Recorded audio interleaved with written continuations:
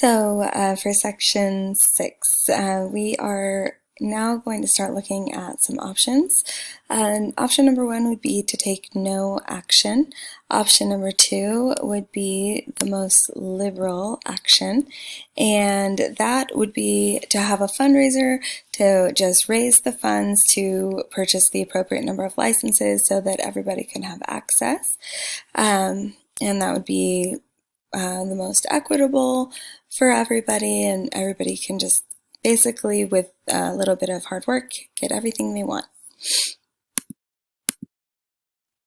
Option number 3 has a lot of different pieces to it.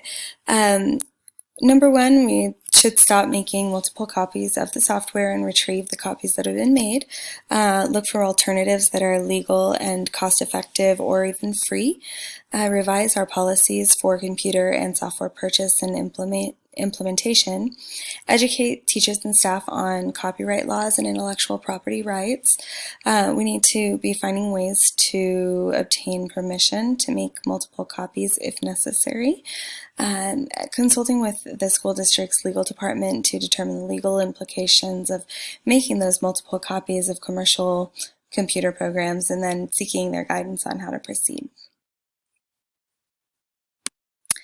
There are really no pros to doing number 1, except that you could maybe avoid a problem just a little bit longer, but eventually it's all going to come down, and a lot of questions will get asked, and then everybody, even more people, would be in trouble. So the cons, there's clearly legal consequences, fines, lawsuits, damage to the school's reputation, and financial stability. And then it also normalizes copyright violations, and then negatively impacts the ethical development of students.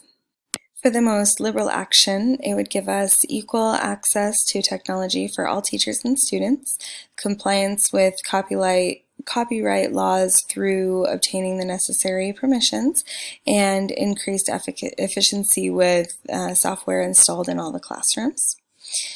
And cons, purchasing those additional copies and obtaining the permissions may be really expensive. Looking into that and going and getting the permissions can be very lengthy, so we have to consider time, and then just risk of non-compliance, which would mean, maybe just continuing to use copied software, just maybe it's easier, and then ending up right where we're at in the same situation. Our intermediate options offer quite a bit more in regard to pros and cons. They would encourage collaboration and problem solving from multiple perspectives. They demonstrate a commitment to ethical and legal guidelines. They allow for exploration in alternative solutions and software options. They would provide clarity on the legal implications of making multiple copies of commercial computer programs. They generate the increased awareness and understanding of copyright laws and intellectual property rights. They may result in a very clear plan of action to address this issue, and they also provide a long-term cost-effective solution that benefits the school beyond just acquiring the necessary software. On the con side, they also, if we dig into our options too much, if we overcomplicate things, or if we miss something, we could not end up with a clear solution or a clear plan of action. We may not need to address, or we may not be able to address the root cause of the issue, which is the need for multiple copies of commercial programs because of cost or time or any of the other things we had mentioned. It may not be effective in obtaining permission to make the multiple copies. May be time consuming and requiring significant resources, may not accurately represent the opinions or needs of all the stakeholders. Remember, that was something we didn't know. It could not result in a solution that would meet the needs of students or the school's aligned instructional objectives. It could require a significant amount of time and resources in order just to even research and implement it. We could have an issue with compatibility because we've got new computers. We don't know if they have any old systems that would maybe have to start to sync up and maybe even cost more. And then it would probably require more training on everybody just to figure out how to run everything, possibly even roll out a plan where we would get everybody on the same page. So making the best decision under the circumstances, I'm going with option 3 for the most part. And the reason why is because the best solution is going to really strive for that balance, the need for the equitable access to technology with the need to comply with the copyright laws and support the school's fundraising efforts. And a best solution would consult with all the stakeholders and carefully evaluate potential solutions, which would then demonstrate Mr. Sample's commitment to promote the success and well-being of every student and adult. So the short version of the plan would be to go ahead and collect all those copies that were made of the computer programs, become informed, and then inform others and create accountability, reassess student needs, consider alternative options for accessing technology, and then research on how to obtain more funding or additional fundraising. So slightly more in depth, when we collect that illegal software, we want to make sure that nobody feels especially students, that they are being penalized or treated unfairly. We definitely want to consult our legal department and board policy to protect the school and students' right, again, with just informing ourselves and making sure we are caring for others. Revise our current technology purchase policy and ensure compliance to prevent future copyright violations. We need to go ahead and meet with Ms. Lynn and Ms. Brandon because that is fast becoming a personnel issue, which could easily become a building morale issue, which is, we don't need that on top of everything else. And so that really needs to happen at the top. Then we need to make sure that as we become informed, that we educate teachers on our copyright laws and our agreement for responsible usage in the classroom. And following those things, we need to meet with stakeholders to discuss technology needs and ensure the consideration of all students. We need to really look into that open source software and licensing to prevent any kind of future violations. We need to implement ongoing monitoring and review mechanisms to ensure the utmost care and attention to all students. And then going forward, conduct regular training and education sessions for staff on the computer laws and responsible usage. So the actual steps of our action plan, our goal is to address the copyright violations in the school and then create a culture of responsible usage of software and technology, not only among the staff, but trickling into the students as well. So as we mentioned earlier, we're going to collect that software and we're going to do so carefully, the illegal copies. We're going to consult our legal department and make sure that we are watching out for everybody in our situation. The third bullet down here, identifying any gaps in the policy work with the legal department. That's an important step in this part of our plan. Following those pieces, we're going to revise technology purchase policy to ensure that we are complying, and if we need to, we're going to go ahead and revise that. This, depending on how big the district is as a whole, could be a district-wide thing and probably should be. And once those revisions are made, they need to be communicated out to all of our stakeholders.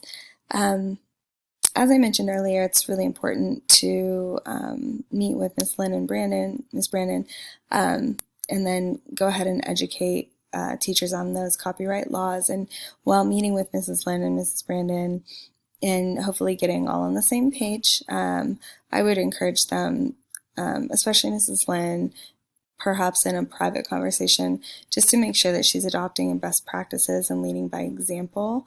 And that if she has any questions due to, an unknown lack of training, that she should really err on the side of caution and ask prior to just jumping in, even if it is well-intentioned. I think it's also important that we meet with our stakeholders to talk about our technology needs and ensure that we are considering all students. I wonder if this would have happened had we had a better finger on the pulse of what was going on, what our needs were, and if we would have considered open source software and licensing prior to this school year. And next would be to just implement an ongoing monitoring and review mechanisms to ensure the utmost care and attention to all students. So establishing ongoing monitoring to review the mechanisms of our new procedures and make sure we are complying, regularly review and update the policy and guidelines to address any new challenges or changes in the legal landscape. And as we are training staff and students on laws and responsible usage, we should have a reporting system so that if anything does look questionable or suspicious to anyone or just outright wrong, they know how to report it and that there's just a fair system in place for that to be dealt with. So what could happen? Everything depends on people's willingness to comply, the clear communication of leadership, and then that ongoing support, training, and then monitoring and review revision cycle as it just goes along. So we could have just a successful implementation. We could encounter resistance. We hopefully we'll have an improved awareness regardless, and we also could have continued violations despite everything. People may just choose to do the wrong thing because maybe it's faster, easier, or just that thrill of a risk. So in our action plan, everybody needs to know about it, all the people in our school, all the people that were involved in this, all the stakeholders. We probably don't need to go through every little piece and part of it with students, but they absolutely need to be aware of how to use technology appropriately and how not to. And copyrights, of course. So determining how to deal with the people who are involved. We really need to talk to our legal and HR about this because Ms. Lynn did break the law by making these copies, even if, like I said earlier, she was very well intentioned in doing so.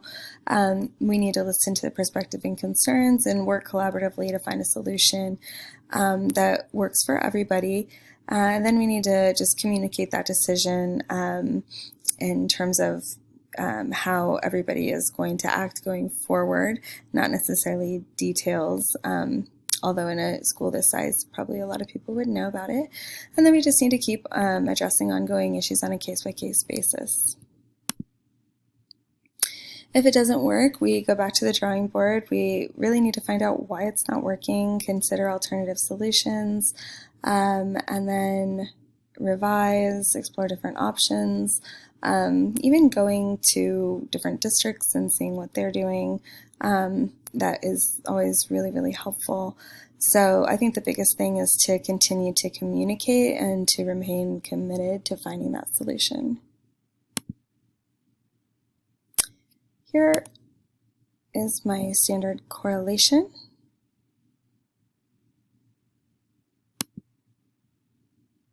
And my relevancy piece.